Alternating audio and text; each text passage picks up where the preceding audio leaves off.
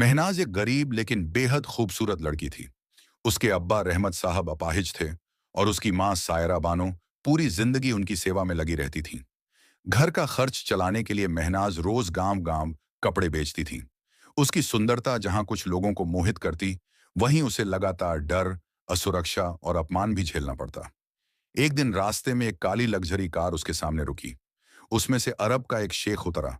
उसकी कार नोटों से भरी थी।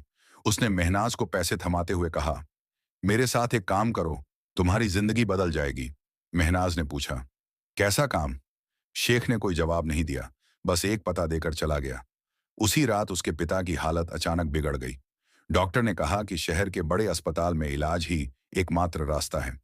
पैसों की जरूरत बेहद जरूरी थी। मजबूरी में महनाज ने शेख के पैसे ले लिए, मानो अपनी रूह का सौदा कर लिया हो। अगले दिन वह उस पते पर पहुंची, एक संगमरमर के महल में। तीन शेख भाई उससे मिले।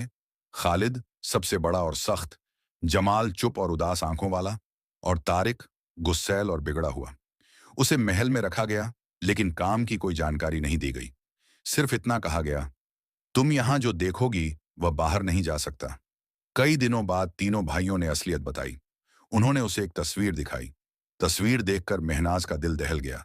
तस्वीर में वह खुद थी, लेकिन वह नहीं थी।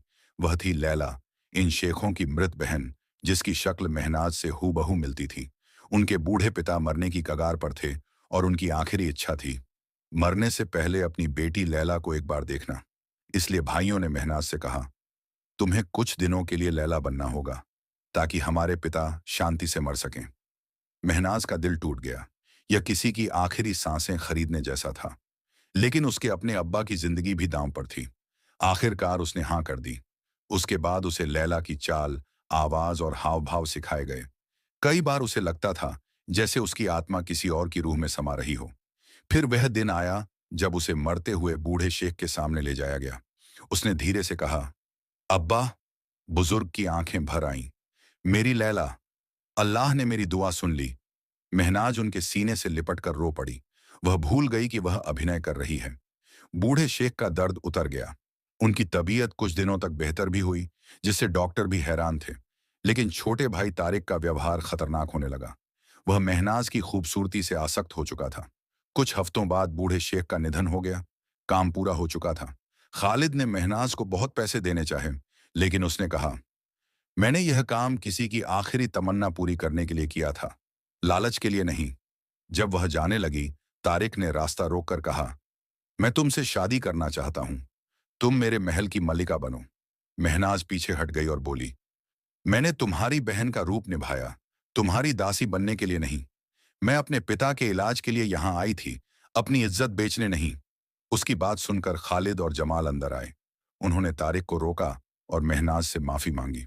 उन्होंने कहा, आज हमें पता चला कि असली लैला तो तुम हो, क्योंकि सुंदरता रूह में होती है, चेहरे में नहीं।